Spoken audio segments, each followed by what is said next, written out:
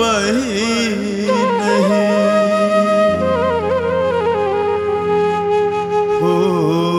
फूल मुरझा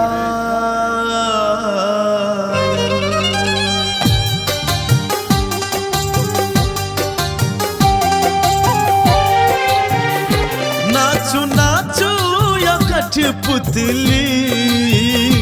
नाचू नाचू यो कठपुतली अहाँ बेटी भेलौ धन पराई भेलौ भेलौ आन माथ के मोटरी नाचू नाचू यो कठपुतली छटपटायत रहूं फड़फड़ायत रहूं जना पंख बिना के तितली नाचू नाचू यो कठपुतली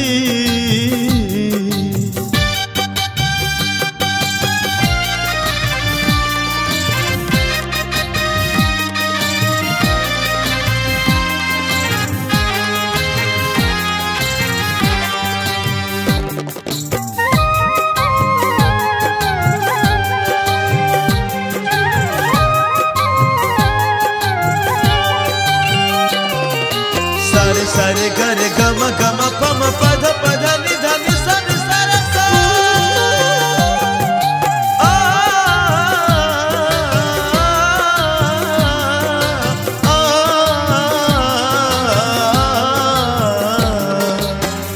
बेटी भाके जन्म जले लऊं करू जीवन के बलिदान आशा सपना रखू पुरुष के आहमान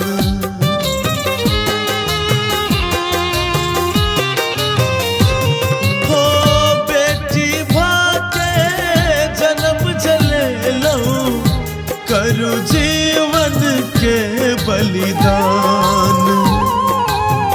छोड़ू अपन आशा सपना रखू पुरुष के आहमान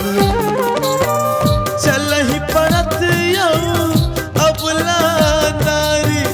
चलहि पड़त यौ अबला नारी दुख के जगरी दुख के जगरी नाचू नाचू नाचू नाचू कठपुतली छटपटायत रहूं फड़फड़ायत रहूं जना पंख बिना के तितली नाचू नाचू यो कठपुतली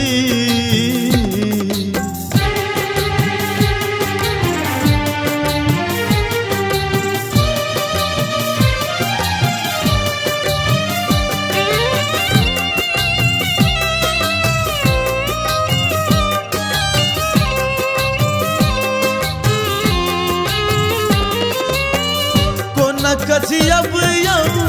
पिंजरा के पंछी बन सब का गुलाम तोड़ का पिंजरा उड़ का देखू करू दूर गगन के उड़ान